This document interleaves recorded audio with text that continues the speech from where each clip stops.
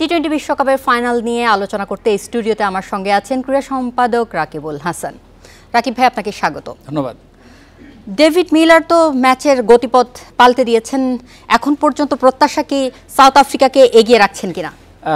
মিলারের সঙ্গে ক্লাসেনের কথা বলতে হবে, কারণ ক্লাসেন 50 করেছেন এবং দুজন মিলে এটা যদি আপনি তাদের যে ব্যাটিং লাইন আপ তার শেষ অফিসিয়াল জুটি, যদিও এরপরে ইয়ানসেন ব্যাট করতে পারেন, কিন্তু অফিসিয়াল জুটিটা যখন শেষ এবং একটা সময় রান বেড়ে গিয়েছিল, কিন্তু আমরা প্রথম ইনিংস দেখেই বুঝতে পেরেছি যে উইকেটটা ব্যাটিং ফ্রেন্ডলি এবং সেখানে ভারত যে স্কোরটা করেছে সেই স্কোরটা একদম সেফ স্কোর বলার সুযোগ নেই, কারণ এই স্কোরটা চেজ হয়ে যেতে পারে। সেটা প্ল্যাটফর্মটা তৈরি হচ্ছিল, সেখানে বারবার ম্যাচের কিন্তু গতিপথ বদলেছে। কখনো মনে হচ্ছিল একটা সময় পর্যন্ত কিন্তু ভারতই নিয়ন্ত্রণ নিয়েছে মনে হচ্ছিল, কিন্তু সেটা মুহূর্তের মধ্যে ছিনিয়ে নিয়েছে ক্লাসেন এবং মিলার জুটি। আর শুরুতেই ধাক্কা যখন রেজা হেন্ড্রিক্স এবং মার্করাম ফিরে গেলেন তখনই মনে হচ্ছিল যে সাউথ আফ্রিকাই বরং চাপে পড়েছে। ইনফ্যাক্ট দেখেন, এই ম্যাচের ডেঞ্জার ম্যান হতে পারেন ডি কক, এরকম একটা সম্ভাবনা ছিল, কিন্তু সেই ডি কককে যখন তারা ফেরালেন তখন ভারতই ফেভারিট হয়ে উঠলো। এবং এই কথা যখন আমরা বলছি 24 বলে 26 রান দরকার, সেখানে কিন্তু ক্লাসেন আউট হয়ে গেলেন 23 বলে 26।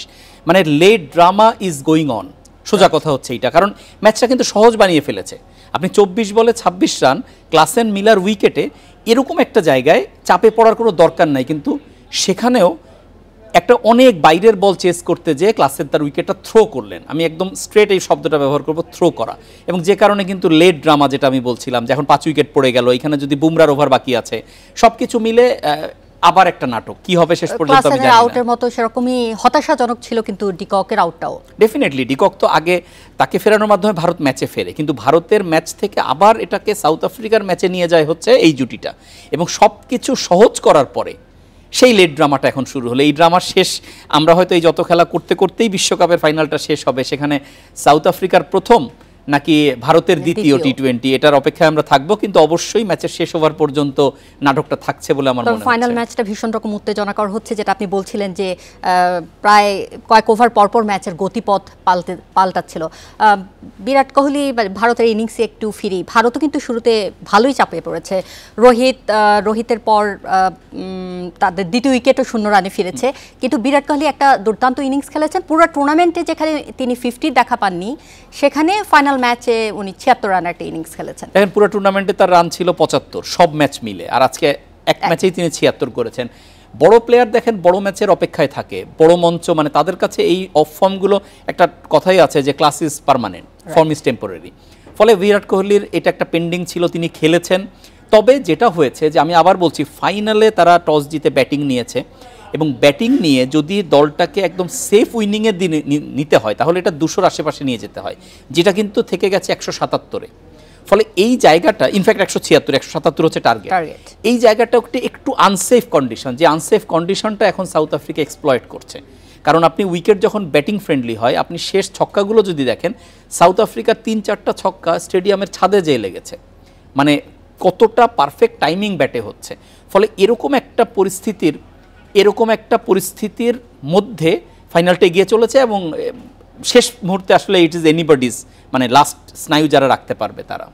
মাঝার আছে টিএসসিতে ফাইনাল ম্যাচের যেহেতু উত্তেজনা, দর্শকরা নিশ্চয়ই কোন এক দলকে সাপোর্ট করছে, আমরা একটু জেনে নিই সেখানকার কি পরিস্থিতি। মাঝার, টিএসসিতে দর্শকদের ফাইনাল ম্যাচের উত্তেজনা কেমন একটু জানাবেন।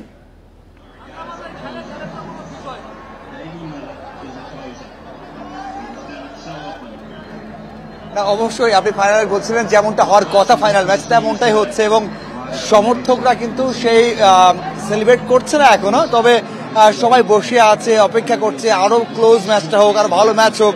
এর আগেও বলছিলাম যে এরকম ম্যাচে আসলে বাংলাদেশ সমর্থকদের জন্য প্রাপ্তি তেমন কিছু থাকে না, একটাই প্রাপ্তি যেন ভালো একটা ম্যাচ হয়।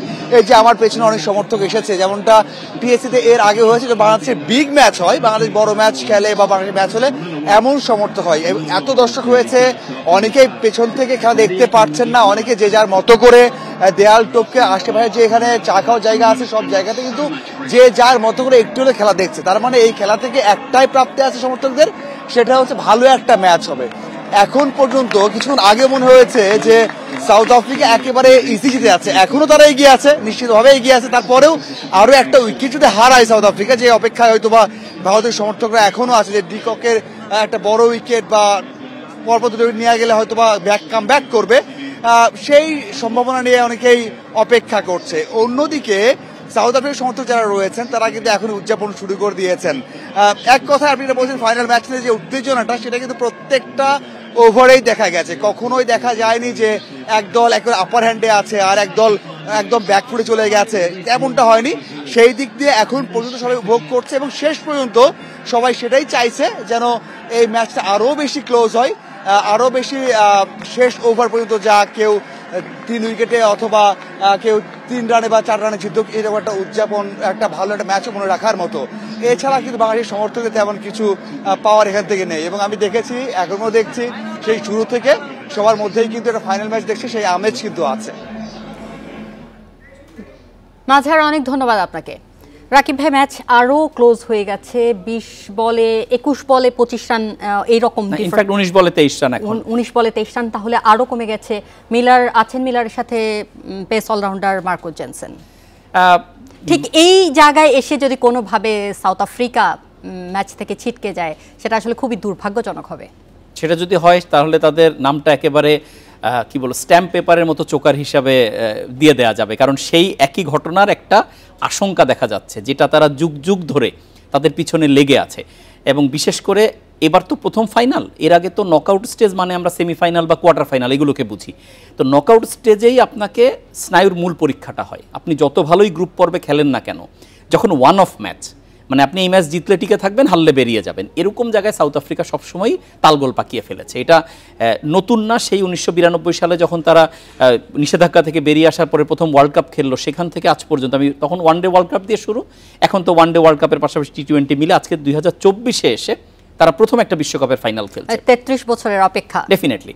ফলে এরকম একটা দল যদি ফাইনালে এইভাবে সবকিছু গুছিয়ে ফেলার পরে, আপনি বলছিলেন যে এখন মার্কো জেনসেন এবং তার পাশাপাশি হচ্ছে ডেভিড মিলার, মিলারের দিকেই দায়িত্বটা বেশি, কারণ দীপা মানে মিলার যদি এই জায়গাটা ফিনিশ করেন তাহলে সেই জিনিসটা একটা অনেক বড় ব্যাপার হবে এবং তিনি দলকে প্রথম বিশ্বকাপ উপহার দেবেন। ফলে সেই সুযোগটা হাতছাড়া করবেন না বলেই আমার মনে হয়।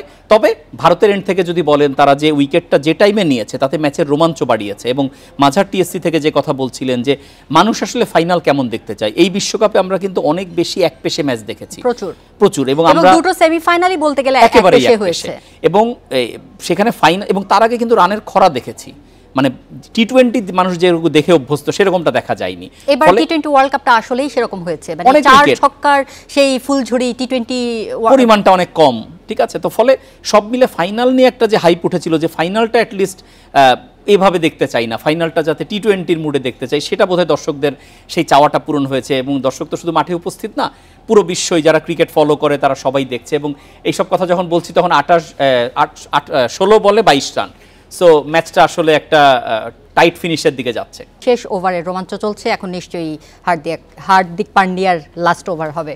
ডেফিনেটলি হার্দিক পান্ডিয়ার লাস্ট ওভার, এবং ইকুয়েশনটা এমন জায়গায় চলে গেছে যেটা ম্যাচ এখন আসলে ভারতের দিকে।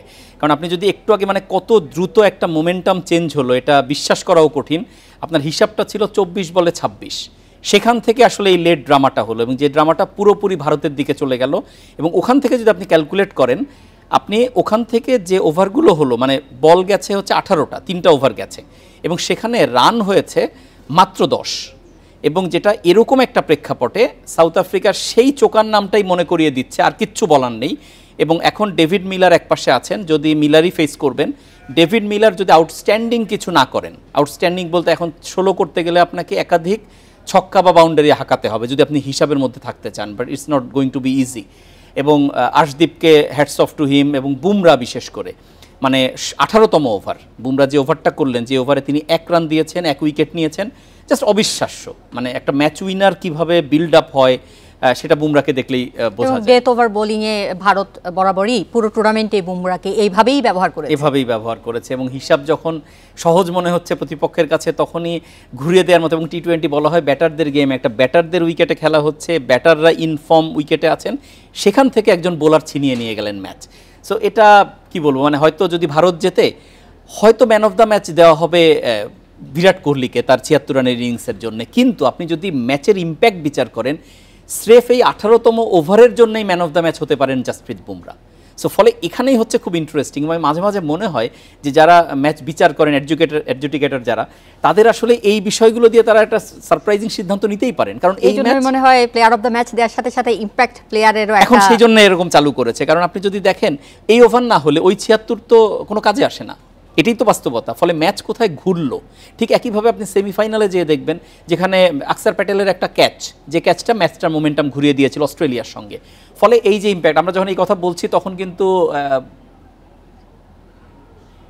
তখন অবিশ্বাস্য একটা ক্যাচ ধরে ফেললো, যেটা ৬ হওয়ার কথা ডেভিড মিলারের, সেটা অবিশ্বাস্য একটা ক্যাচ ধরলো। আমরা হয়তো রিপ্লে দেখতে পাবো, রিপ্লেতে বোঝা যাবে যে কি হয়েছে, বাট অনফিল্ড কল উইকেট। এবং আপনি যদি দেখেন বাউন্ডারি লাইনে, একদম বাউন্ডারি লাইনে ক্যাচ তুলে আকাশে তুলে দেওয়া, তারপরে আবার ভিতরে এসে ধরা, এরকম একটা মানে এখন আমার কাছে মনে হয় না যে ভারতের জয় নিয়ে এখন কি মনে হচ্ছে যে সাউথ আফ্রিকার ফাইনাল না খেলার অনভিজ্ঞতা আর বারে বারে ফাইনাল খেলার অভিজ্ঞ ভারত তাদের পুরো সবকিছুই কাজে লাগিয়েছে। দেখেন সাউথ আফ্রিকার আর আসলে এক্ষেত্রে নতুন করে ব্যাখ্যা করার কিছু নেই, সেই একই ঘটনা যেটা ৫ বছর আগে ঘটেছে, ১০ বছর আগে ঘটেছে, ১৫ বছর আগে ঘটেছে।